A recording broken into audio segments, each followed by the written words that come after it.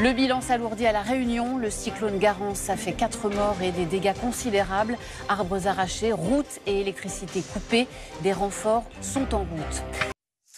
À La Réunion, à présent, après le passage du cyclone Garance, l'alerte rouge a été levée et l'heure est au bilan. 4 personnes sont mortes et les dégâts sont très importants. 120 000 foyers sont toujours privés d'électricité et plus de 300 000 d'eau potable. Des renforts sont en train d'être acheminés sur l'île. Maya Larguette avec nos équipes de Réunion la première. Elles sont venues s'encastrer dans ce parking. Ces 2 voitures étaient garées à l'extérieur de la résidence. Elles ont fini leur course ici, poussées par la force du courant. Toute l'eau du boulevard s'est écoulée dans ce parking. Ça faisait un siphon, on a pris une vidéo, ça faisait un siphon et toutes les voitures.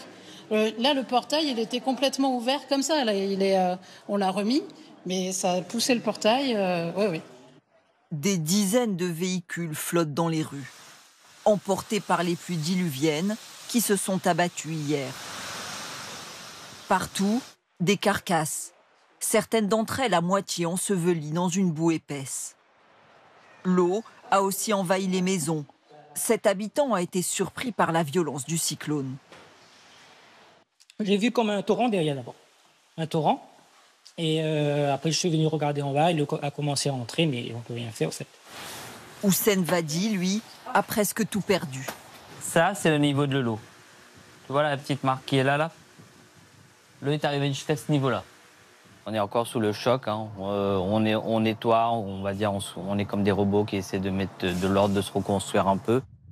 Impuissants, tous les Réunionnais constatent les dégâts. Ici, l'eau est sortie de son lit, les flots déchaînés ont fait s'écrouler le pont. Les routes ont cédé à plusieurs endroits. C'est assez impressionnant de voir ce que peut soulever l'eau, autant de bitume. Des arbres déracinés barrent les routes, des murs se sont effondrés sur la chaussée, des poteaux électriques pliés comme des allumettes.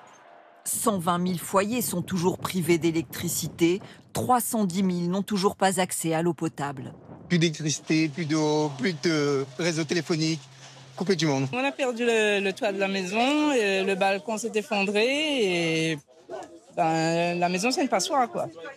Pour mettre les personnes à l'abri, les pompiers distribuent près de 2000 bâches dans les communes les plus touchées. De nouveaux renforts, en hommes et en matériel, sont arrivés sur place aujourd'hui. L'armée, de son côté, a commencé les opérations de déblayage et de sécurisation.